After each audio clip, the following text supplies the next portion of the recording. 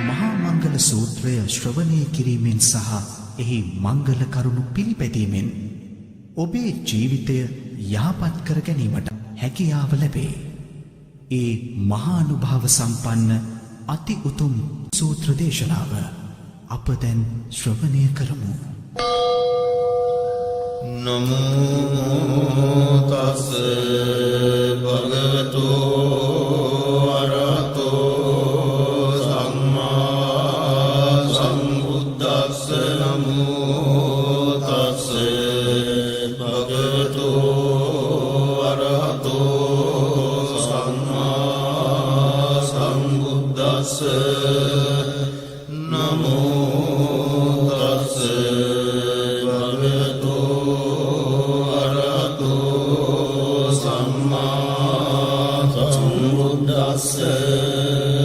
එවං මේ සුතං ඒකං සමයං භගවා සාවත්තියං විහෙරති 제තවනේ අනාථ පිණ්ඩිකස්ස ආරාමේ අතකෝ අඤ්ඤතරා දේවතා භික්ඛං කාය රත්තියා භික්ඛං තවන්නා කේවල කප්පං 제තවනං ඕපාදෙත්වා යේන භගවාදේන උපසංකමිත්වා භගවන්තං අභිවාදෙත්වා ඒකමන්තං අට්ඨාසී ඒකමන්තං පිතාගෝසා දේවතා භගවන්තං ගාතාය අජ්ජපාසී බහූ දේවා මනුස්සාච මංගලානි අචින්තයෝ මාකං ප්‍රමාණා සොත්තානං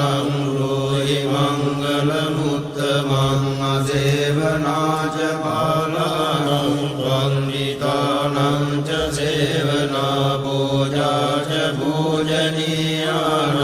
ඒතං මංගල මුත්තමං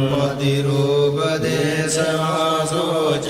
බුද්ධේච කත පුඤ්ඤතාත් සම්මාපනිදිච ඒතං මංගල මුත්තමං වාඋ සච්ඡං ච සික්ඛං ච විනයෝ ච සුසික්ඛිතෝ සුභාසිතා ච ආවාචා ඒතං මංගල මුත්තමං මාතාවිතෝ උපට්ඨානං පුත්‍රාරස්ස සංඝෝ අනාකුලාච කම්මන්තා ඒතං මංගල මුත්තමං දානං ච ධම්මචර්යා ච ඥාතකානං ච සංඝෝ අනවජ්ජානි කම්මානි ඒතං මංගල මුත්තමං ආරති විරති පාපා මජ්ජපානා ච සංයමෝ අප්පමාදෝ ච ධම්මේසු ඒතං මංගල